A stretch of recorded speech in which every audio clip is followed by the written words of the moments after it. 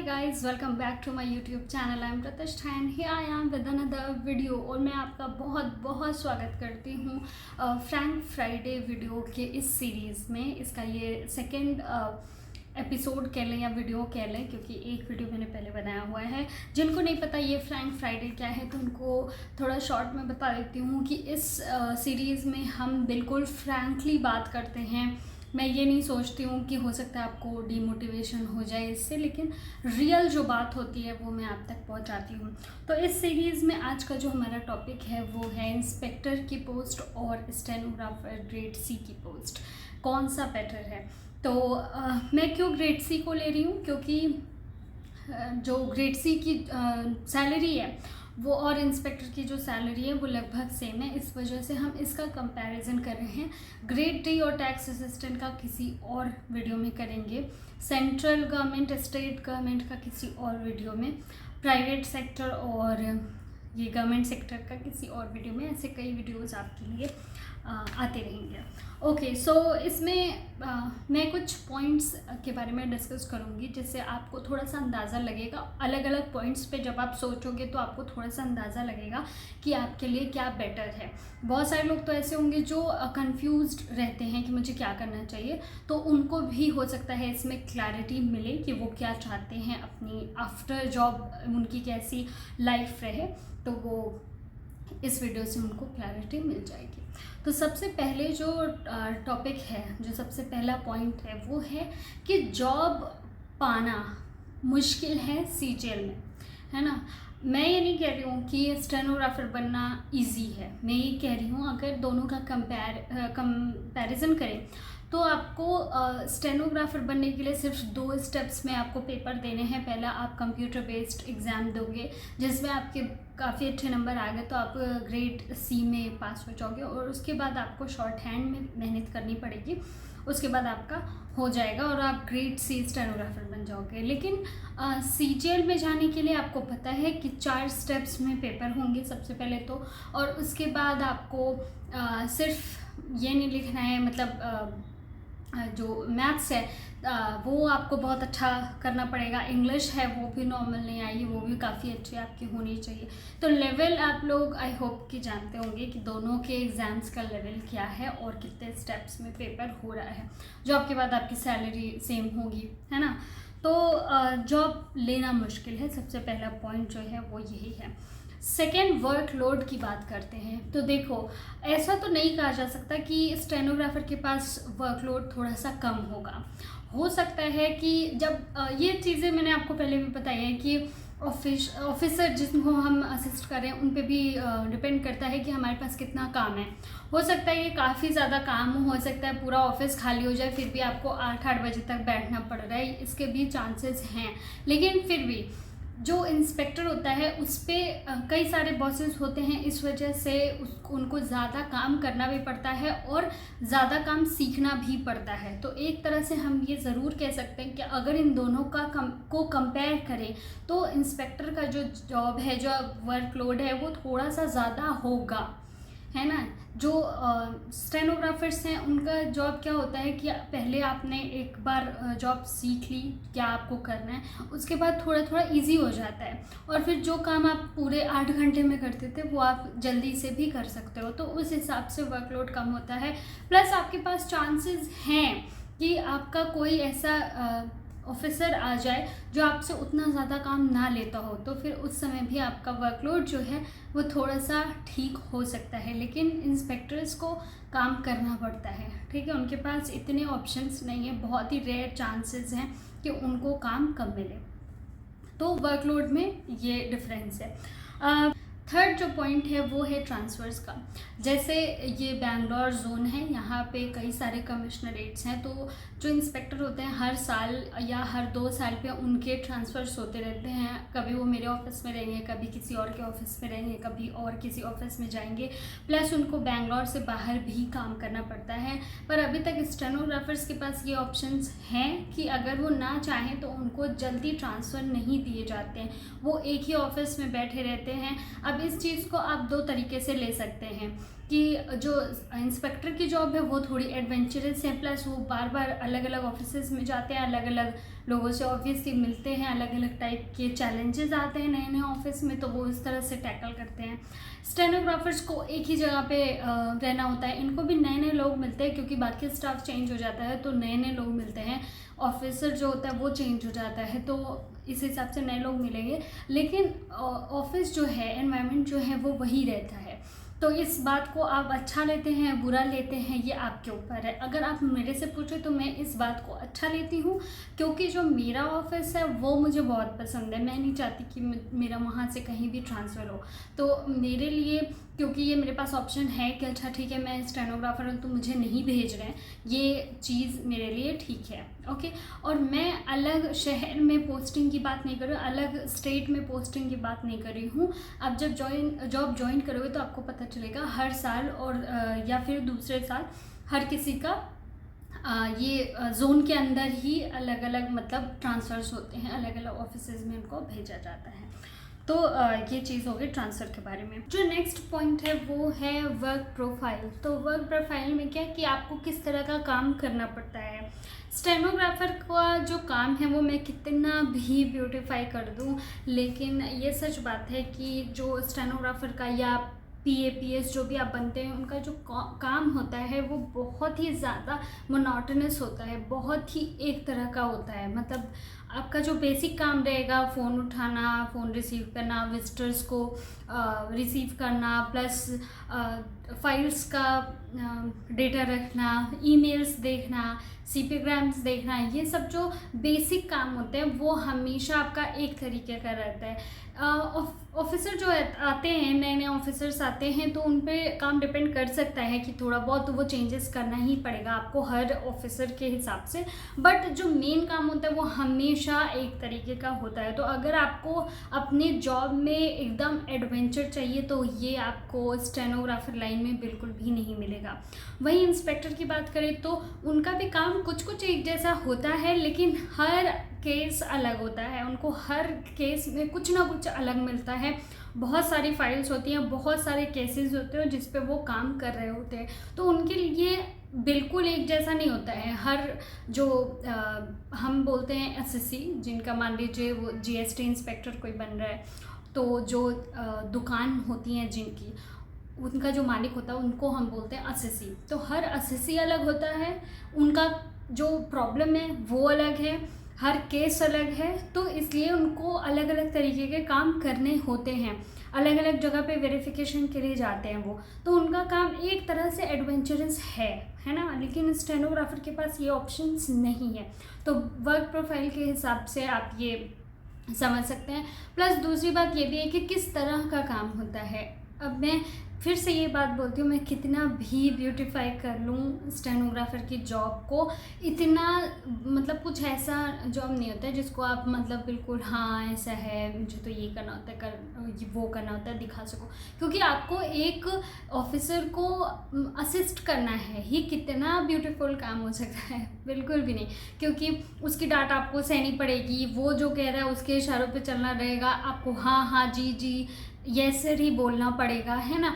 वो जो भी कहता है वो आपको करना पड़ेगा। वो पर्सनल लेवल पे भी कुछ कह सकते हैं, मतलब बिल्कुल पर्सनल नहीं जाते, लेकिन आप ये सोचो कि वो आपको पोस्ट ऑफिस भेज सकते हैं, वो अपना आपसे बैंक का काम करा सकते हैं। अगर आप में थोड़ा सा भी ईगो है तो फिर आपको स्टेनोग्राफर की जॉब जो है वो बिल्कुल भी नहीं लेनी चाहिए, क्योंकि यहाँ पे आपको बिल्कुल मतलब आपका उतना वजूद नहीं है, ऑफिसर का वजूद है, बस आपको उसकी परछाई बन के चलना होता है। ये मैं आपको एक सेंटेंस में समझा सकती हूँ।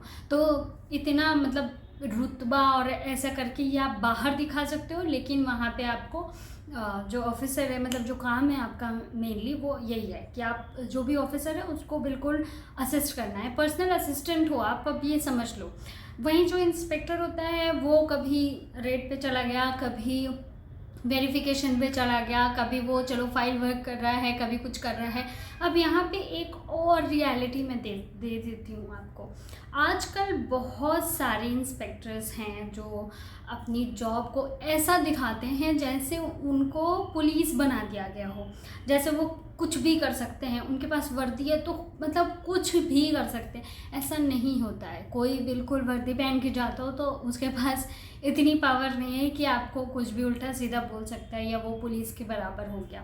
लोग बस अपनी जॉब को ब्यूटीफाई करते हैं, बाहर दुनिया में दिखाने के लिए थोड़ा बहुत दिखाते हैं कि भाई मैं तो ये हूँ करके, बट ऐसा कुछ होता नहीं है। वो भी ये ऑफिस में बैठ के फ़ोटोकॉपी कर रहे होते हैं या फिर फाइल्स पे लिख रहे होते हैं। तो बस ये है कि जॉब्स अलग अलग हैं, अलग अलग टाइप की, और कंपैरिजन में देखा जाए कि स्टेनोग्राफर की जॉब ज़्यादा एक्साइटिंग है या फिर इंस्पेक्टर की, तो यस इंस्पेक्टर्स की। लेकिन जितना आप देखते हो यूट्यूब पे कि वो चल रहे हैं तो एकदम बिल्कुल बाहर आ जा रही है, लोग एकदम पागल हो जा रहे हैं कि वर्दी में कोई जा रहा है, ऐसा कुछ नहीं होता। और दूसरी बात कि रोज़ वर्दी पहननी भी नहीं होती है।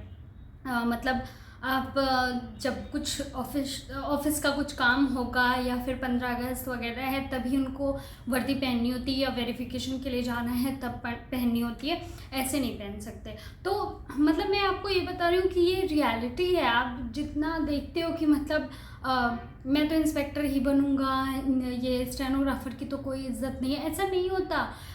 स्टेनोग्राफर की एक तरह से देखा जाए तो इज्जत ज़्यादा होती है, क्योंकि वो सीधे जो ऑफिसर है, जो सबसे बड़ा ऑफिसर है, उसका असिस्टेंट है। तो ऑफिसर कुछ भी बोलता है वो डायरेक्ट शायद ना बोले लोगों को, तो वो अपने जो पर्सनल असिस्टेंट है उसके थ्रू बोलता है। तो इस हिसाब से स्टेनोग्राफर जो कुछ भी बोल रहा है उसको बड़े सर ने बोला हुआ है, जो ऑफिस का सबसे बड़ा सर है या सबसे बड़ी अथॉरिटी है, उसने बोला हुआ है। तो इस हिसाब से इज्जत होती है। ऐसा नहीं है कि आप वर्दी पहन के जाओगे तो आपकी ज़्यादा इज्जत होगी और अगला है तो उसकी बिल्कुल भी इज्जत नहीं होगी। I hope I am clear, आपको पता चल रहा है कि मैं क्या कहना चाह रही हूँ। ओके, नेक्स्ट जो पॉइंट है वो है अपॉर्चुनिटी। अपॉर्चुनिटी किस तरह की? ये है अलग अलग काम करने की, अलग अलग जगहों पे जाने की, अलग अलग काम सीखने की। ये अपॉर्चुनिटी आपको इंस्पेक्टर जो लाइन है उसमें ही मिलेगी। स्टेनोग्राफी में या फिर स्टेनोग्राफर जो है पीए है, पीएस है, उसमें मैंने आपको बताया कि इतना कुछ नया होता नहीं है। बस जो ऑफिसर है वो अलग हो सकता है, उसकी आदतें अलग हो सकती है, उसके हिसाब से आपको ढलना हो सकता है, बट इससे ज़्यादा कुछ भी नहीं होता है। तो अपॉर्चुनिटी की बात करें तो ये इंस्पेक्टर के ही पास ज़्यादा होता है। नेक्स्ट जो पॉइंट मैं कवर करूँगी वो है केबिन और नो केबिन। केबिन आपको पता है कि किसी भी इंस्पेक्टर को कभी केबिन नहीं मिलता है। बहुत रेयर चांस है, 1% कि किसी इंस्पेक्टर को ऐसे ही दे दिया जाए। लेकिन स्टेनोग्राफर, पीएपीएस के लिए ज़्यादातर केबिन्स बनते हैं। और अगर आप चाहते हैं कि आपका एक केबिन हो तो फिर अलग से आपको बैठना हो, एसी रूम हो, अच्छे से वो रूम में बिल्कुल सजा हुआ हो, तो ये आपको स्टेनोग्राफर बनने पर या पीएपीएस बनने पर ही मिलेगा।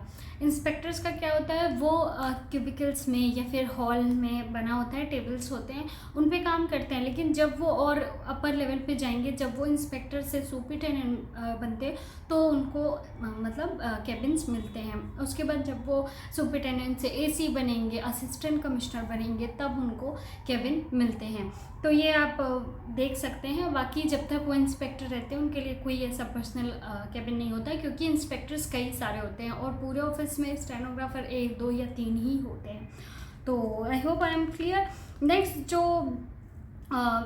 पॉइंट है वो मैं ये मतलब एड्रेस करना चाहती हूँ कि आपकी जो हायर अथॉरिटी है या फिर जो बड़े बड़े जो ऑफिसर्स होते हैं, कमिश्नर होते हैं, जॉइंट कमिश्नर होते हैं, एडिशनल कमिश्नर होते हैं, उनसे आपकी पहचान बनती है। स्टेनोग्राफर आप हैं तो अगर आप इंस्पेक्टर हैं तो आपकी पहचान बन सकती है, लेकिन ज़्यादातर चांसेस हैं कि उतना गहरा रिलेशन आपका नहीं बन पाएगा जितना एक स्टेनोग्राफर का होगा। क्योंकि पता है ना, सबसे करीब वो होता है, स्टेनोग्राफर होता है एक ऑफिसर के।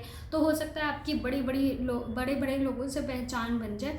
तो ऐसा पॉसिबल आपका स्टेनोग्राफर लाइन में ही होगा। ओके, नेक्स्ट जो पॉइंट है वो बिल्कुल सिंपल सा है कि अगर आप स्टेनोग्राफर हैं तो आपके ऊपर बहुत ज़्यादा जो बॉसेस हैं वो नहीं होते। जिस ऑफिसर को आप असिस्ट करते हैं वही आपका डायरेक्ट बॉस है, और वही आपको कुछ कह सकता है, वही आपको डांट सकता है, वही आपकी बेइज्जती कर सकता है, वही आपको काम दे सकता है। बट इंस्पेक्टर्स जो होते हैं उनके ऊपर सुपरिटेंडेंट्स होते हैं, उनके ऊपर एसीज यानी असिस्टेंट कमिश्नर होते हैं, उसके ऊपर जॉइंट कमिश्नर आते हैं, फिर एडिशनल कमिश्नर आते हैं, फिर कमिश्नर आते हैं। इस तरह के उनके ऊपर बहुत सारे लोग होते हैं जिनमें से कोई भी उनको डांट सकता है, कोई भी काम दे सकता है, कोई भी उनको कुछ बोल सकता है। तो ये पॉइंट ज़रूर मैं आपको बताना चाहूँगी। नेक्स्ट जो पॉइंट है वो ये है कि आपकी कितने लोगों से पहचान बनती है। तो देखिए यहाँ पे आप दो तरीके से बात कर सकते हैं कि जैसे मैंने बताया कि आप अलग ऑफिस में जाते हो, इंस्पेक्टर्स अलग ऑफिसेज में जाते हैं, हमेशा उनका ट्रांसफ़र होता है, तो वहाँ पे वो ज़्यादा लोगों से मिल सकते हैं और पहचान बना सकते हैं। लेकिन सही बात मैं अगर करूँ तो मुझे ये ज़रूर एड्रेस करना पड़ेगा कि जो स्टेनोग्राफर होता है, पीएस होता है, पीए होता है, पीएस होता है, वो क्योंकि डायरेक्ट बॉस से लिंक्ड होते हैं। अगर किसी को कोई भी मैसेज बॉस तक पहुंचाना है तो वो मुझे कह के जाएंगे, या जो भी पीएस है उनको कह के जाएंगे। एक तो बॉस से बिल्कुल करीब होता है, उनका नेचर जानता है, उनसे कुछ भी जो फेवर है वो मांग सकता है। इसलिए लोग स्टेनोग्राफर्स को या पीए या पीएस को बहुत ही ज़्यादा मतलब थोड़ा सा भाव देते हैं कि अच्छा ठीक है, इनसे बना के रखता है, अगर इनसे बना रहेगा तो फिर ऊपर वाले जो बॉस हैं उनसे भी बना रहेगा। तो यहाँ पे मैं ये कह सकती हूँ कि स्टेनोग्राफर्स जो होते हैं या फिर जो पीएस होते हैं उनकी पहचान ज़्यादा लोगों से बन जाती है, क्योंकि बड़े बड़े पोस्ट पे जो लोग होते हैं वो स्टेनोग्राफर्स के पास आते हैं, बैठते हैं, बात करते हैं, ताकि इनकी पहचान इनसे रहे तो आसानी से काम हो सकता है। प्लस दूसरे ऑफिसेज में भी स्टेनोग्राफर्स ही जानते हैं सबको, बाकियों को, क्योंकि जो कॉल्स आते हैं दूसरे ऑफिसेज से वो स्टेनोग्राफर को ही आते हैं। अगर कोई काम है जो करवाना है वो स्टेनोग्राफर से ही बोलते हैं ना, ऑफिस के बारे में कुछ जानना है तो वो स्टेनोग्राफर से ही बोलते हैं। तो इस हिसाब से भी आप बाहर के लोगों को भी ज़्यादा जानते हो। मैं तो ऐसे इतने लोगों को जानती हूँ जिनसे मेरी बात होती है फ़ोन पे, लेकिन मैं उनको चेहरे से नहीं पहचान सकती। जब वो बोलते हैं तब मैं पहचानती हूँ कि अच्छा आप वो हैं। तो ये ज़रूर होता है। तो और आपको भी लोग ऐसे जानेंगे, जैसे कि मुझे लोग जानते कि अच्छा एक प्रतिष्ठा है जो इस ऑफिस में काम करती है। हो सकता है किसी इंस्पेक्टर को कोई नहीं जानता हो क्योंकि उनसे उनका कोई काम ही नहीं है, बट स्टेनोग्राफर्स को लोग जानते हैं। ओके, तो आपका पहचान जो है आपकी वो काफ़ी अच्छा बन जाती है। फिर उसके बाद जो पॉइंट है वो ये है कि अगर आपको केबिन मिलता है तो ये भी सही बात है कि आपको अकेलापन भी लगेगा, क्योंकि अगर आप केबिन में जाकर बैठते हैं और आपने उतनी दोस्ती लोगों से नहीं बना रखी है तो हो सकता है कि आप अकेले ही रहो और दिन भर अकेले ऑफिस में मतलब उस केबिन में बैठ के आपको काम करना होगा।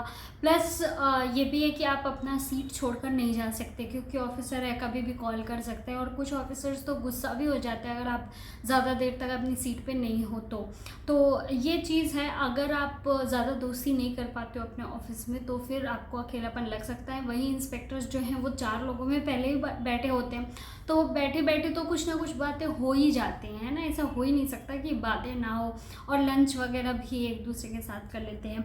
तो ये एक छोटा सा पॉइंट है, आप मतलब समझ सकते हो कि अगर आप दोस्ती करने में आ गए हो तो आप बाहरी से भी दोस्ती कर लेते हो, लेकिन अगर आप थोड़े से चुप मिजाज के हो तो फिर आपको थोड़ी सी दिक्कत होगी। नेक्स्ट जो पॉइंट है वो काफ़ी अच्छा पॉइंट है, क्योंकि आप लोगों को लगता है कि स्टेनोग्राफर्स जो होते हैं वो भी रेड्स वगैरह पे जाते हैं, लेकिन ऐसा नहीं होता है। ऐसा कोई ज़रूरी नहीं है कि स्टेनोग्राफर्स को रेड्स वगैरह पे लेकर जाएंगे, लेकिन इंस्पेक्टर का जाना ज़रूरी होता है, वो जाते हैं। तो अगर आपका लक अच्छा है तो फिर आपको रेड्स पे लेकर जा सकते हैं, लेकिन ऐसा कोई ज़रूरी नहीं है कि आप जाओ ही जाओ। हो सकता है दिन भर आप सिर्फ ऑफिस में ही काम करो, लेकिन इंस्पेक्टर्स जो होते हैं उनकी जॉब की ये ज़रूर अच्छाई है कि उनको ये रेड का जो एक्सपीरियंस है वो ज़रूर मिलता है। और एक्सपीरियंस की ही इसमें मैं बात करूँगी कि जब आप रेट्स पे जाते हो, बहुत सारे आपके पास स्टोरीज़ होती है, बहुत सारे एक्सपीरियंस होते हैं जो आप लोगों के साथ शेयर कर सकते हो, लेकिन स्टेनोग्राफर के पास ऐसा कोई एक्सपीरियंस नहीं रहता। वो सिर्फ अपने ऑफिसर के बारे में बता सकता है कि भाई ये वाले थे तो ऐसे थे, वो वाले थे तो ऐसे थे, अभी वाला ऐसा है करके, बस यही एक्सपीरियंस होता है। बाकी जो इंस्पेक्टर्स होते हैं वो क्योंकि बाहर काम करते हैं, उनके पास जो नॉर्मल जनता होती है, पब्लिक होती है, उनसे भी उनकी डीलिंग होती है, तो उनके पास काफ़ी सारे ऐसी स्टोरीज़ होती हैं जो वो बता सकते हैं। तो उनका जो एक्सपीरियंस है वो आपसे ज़्यादा होगा, आपका उतना ज़्यादा नहीं होगा। और जो हाँ, बस ये पॉइंट्स हैं जो मैं कवर करना चाहती थी। आई होप कि आपको सब कुछ समझ में आया हो, और अगर मैंने कुछ छोड़ दिया है तो आप ज़रूर बताना कि ये भी हो सकता है। और बहुत सारे लोग इसमें मेरे चैनल से जुड़े हुए हैं जो खुद स्टेनोग्राफर हैं, तो वो लोग भी, उनका भी कुछ एक्सपीरियंस है तो वो भी बता सकते हैं। और कमेंट बॉक्स में लिखना कि आपको क्या बनना अच्छा लगेगा अब इस वीडियो के बाद। तो अगर ये वीडियो मुझे बहुत ज़्यादा अच्छा नहीं लगा, पॉइंट्स तो मैंने सारे कवर कर लिए, बस जैसे फ़्लो बहुत अच्छा नहीं लगा क्योंकि अभी मैं ऑफिस से आई हूँ, काफ़ी थक गई हूँ, बज रहे हैं 8:30। तो आई होप यू अंडरस्टैंड कि थोड़ा सा मैं थकी हुई हूँ, इसलिए मैं एकदम फ़्लो में नहीं बोल पा रही हूँ। बट यही पॉइंट्स थे तो मैंने सोचा कि इसको स्किप नहीं करते हैं, आज बनाना है तो बना के मैं ये वीडियो डाल देती हूँ। आई होप कि आपको अच्छा लगा होगा। मेरा एक व्लॉग चैनल है जिस पे आप जाके वीडियोस देख सकते हैं, उस पर अपना प्यार बरसा सकते हैं, जैसे मेरे इस चैनल पे आपने बहुत ज़्यादा प्यार बरसाया है। तो मिलते हैं नेक्स्ट वीडियो में, तब तक के लिए नमस्कार।